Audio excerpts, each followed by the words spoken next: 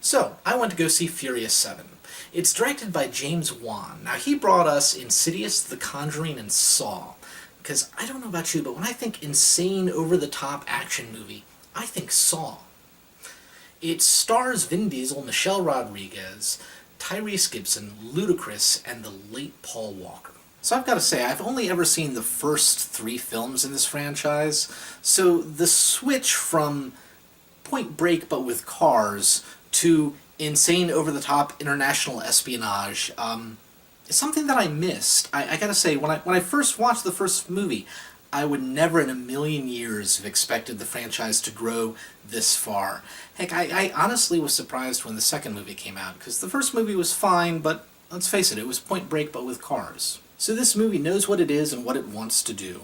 That is, it's a stupid, fun action movie that has no bearing in reality, that's trying to do a solid service to Paul Walker's memory, and entertain people and continue the franchise at the same time, and it succeeds on all levels. It really does. Really, this is how I like my stupid fun action movies, which is to say there's a focus on story and character development, in addition to just being a lot of fun action-wise. The action needs to serve the plot, and the plot needs to serve the action, and they manage that in this movie.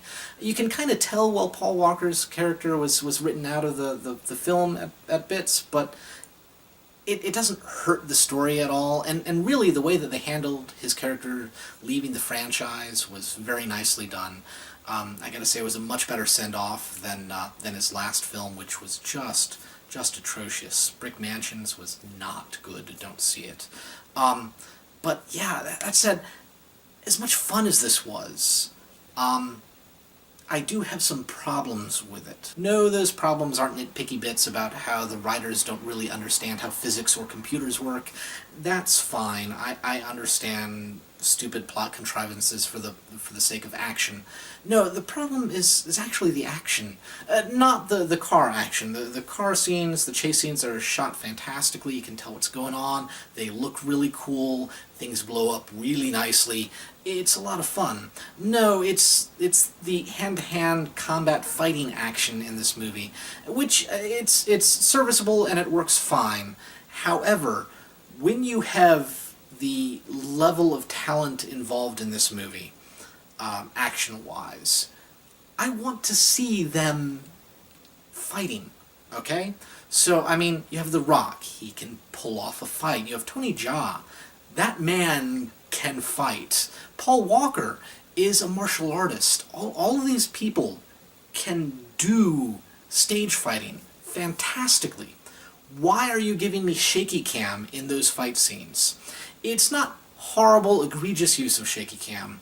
I can still see what's going on, but I would like to actually enjoy the fight rather than have, all sorts of motion and cuts and craziness go on. I can kind of see in some of the Paul Walker fights, if maybe the fights weren't finished and they were stand-ins, I can understand when you're using it to cover up the fact that the person fighting isn't the actor. But for the rest of the cases, why? In the end, if you need an action movie that has plots grounded in reality and realistic action, then this movie may not be for you. Otherwise, if you just want to see a fun, silly, stupid action movie where cars jump in between skyscrapers and has a solid send-off for Paul Walker, then, go and see it. It's fun, it's stupid, it's entertaining. There's not really a ton not to like if you can just let your mind go and enjoy. Until next time, folks.